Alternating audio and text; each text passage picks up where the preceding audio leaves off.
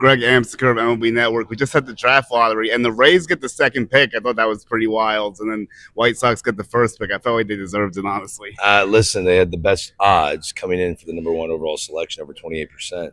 And the Rays to get under 1% shot. And Brett Phillips looked over at me while we were live. He's like, Greg, if we get the number one pick, I'm going to do the airplane again. Remember that?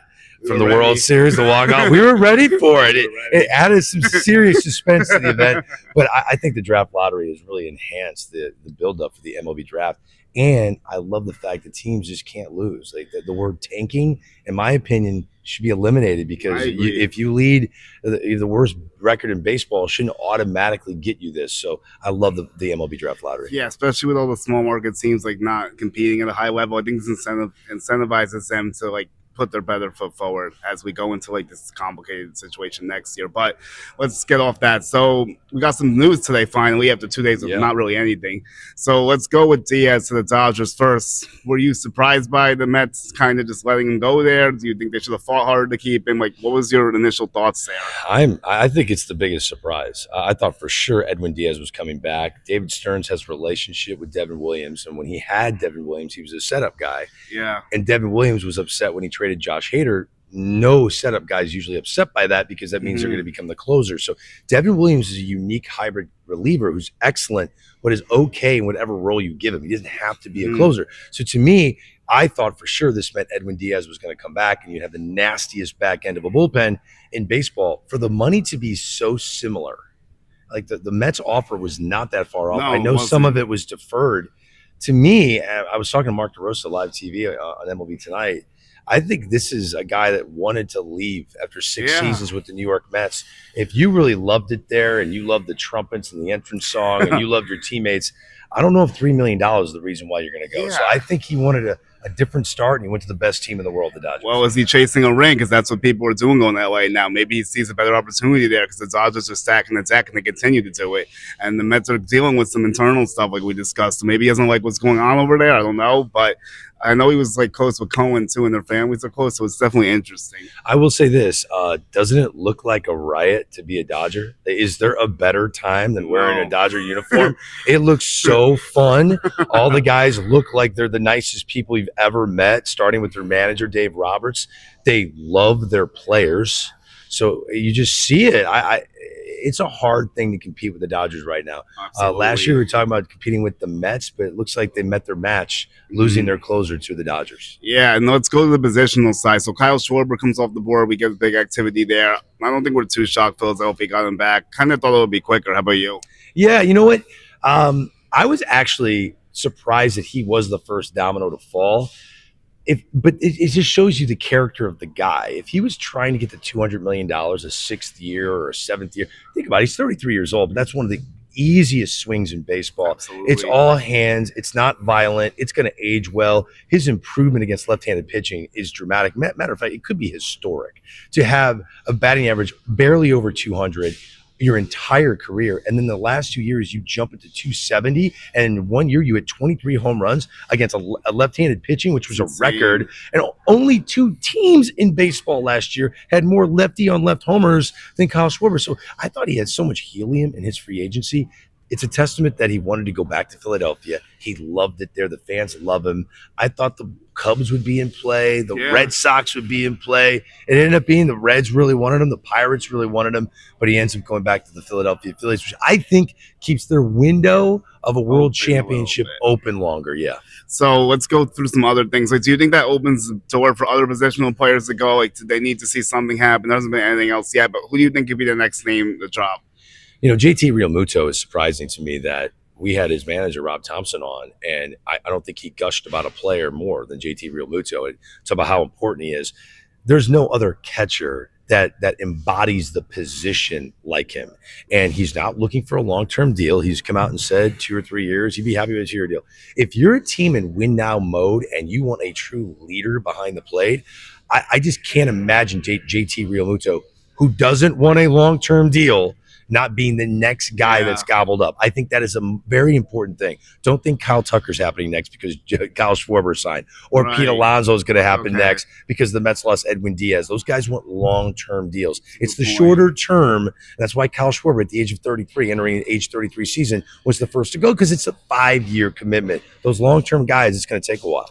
Let's go towards the outfield now. So we have Tucker and we have Bellinger. The Yankees have been idle still. Do you think that Bellinger's going to go back to the Yankees, or do you think the Mets might respond by taking him away, maybe since they lost Diaz or something like that? I think the longer this goes, the more likely Bellinger does not come back to the New York Yankees. To me, this means they are really committed to trying to work out a negotiation with their A-list target, and that would be Kyle Tucker. I think if they were okay with the idea of bringing back a guy they like, who gives them defensive versatility.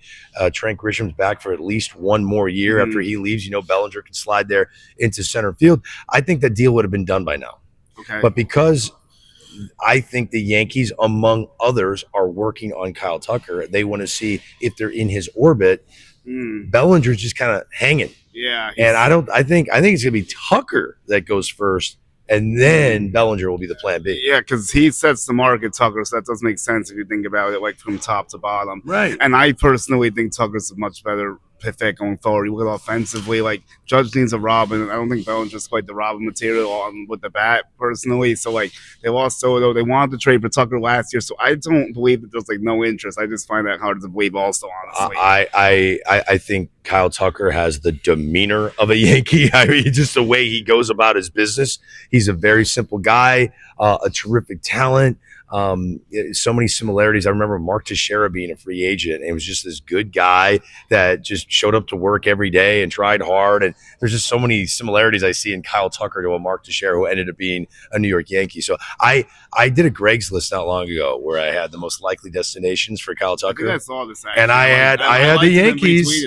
I had the Yankees number one, and I'm standing by that. I think Kyle Tucker is going to land with the New York Yankees. All right. People will love to hear that. That might wake some people up in New York. But I'm going to end you with something fun. So, like, what's been one of your favorite winter meetings, moments, or memories? Like, how much do you enjoy coming out here every year? I love it so much. It's a blast. I wish I could not go further back. I'd be making something up. My favorite moment was when Juan Soto got us started last year. Oh, yeah. And I know Yankee fans don't want to hear this, but having a $765 million deal. And it wasn't just that it was a record contract. It was the hustle between the Yankees and the Mets, going back and forth, knowing that it got to $650 million, then it got to $700 million, and knowing that there was this Titan tussle for New York City. Yeah. And for the first time in my lifetime, a superstar that the Yankees really wanted to keep, that were prepared to give a historic contract to, lost that player to the Mets. Yeah. It just changed the vocabulary of what we thought was normal in baseball. So that night, and covering that massive story, we ended up doing a 3.5-hour show that night a year ago. That's my favorite winter meetings memory. I have to say, just like looking at New York baseball as a whole, that's probably the most fascinating storyline between both teams that we've ever seen, like with a player transaction. Like, think about like 5 years ago, if we had this conversation, no one ever would have thought that the Mets would have wrestled away Soto from the Yankees. Right. And then Cohen comes in, he changes everything, just shows the money talks, a bunch of other things. But like, they put themselves in position to get him to a level the Yankees didn't want to go. They made the Yankees tap out, which is still like kind of wild to think about. Right. And then 1 year later, the Mets go, that $3 million. I don't know if we want to spend $3 million more to keep Edwin Diaz. It just shows you, if they really want the guy, the Mets are going to get him. I just don't know if they really wanted Edwin Diaz back. So to me, I think the Juan Soto story is fascinating. We went into the offseason a year ago going, well, no one can get a $700 million contract because Ohtani's a pitcher and a hitter. I thought the same exact thing. Let's thing, write that off. That's impossible. Everyone kept saying that. I believe that. But when you get the Yankees and the Mets wanting you that passionately, you're going to end up with history, and that's what we saw. Absolutely wild. I don't know if anyone's ever going to top that contract. Like, that still might go down in history for a long time. I don't know, the money's getting crazy now, but with CBA and stuff, I don't know if anyone's ever going to go higher now. Let me give you a guy. I'll give you one guy before we end this. Let's just play pretend. Juan Soto couldn't steal 70 bags, right? No. He can't do that. He doesn't play shortstop. No. All right. He doesn't hit missiles from both sides of the plate. He's not a switch hitter, right? Yeah. Imagine if Elly De La Cruz figures it out, He and can get up becomes there. Eric Davis at shortstop.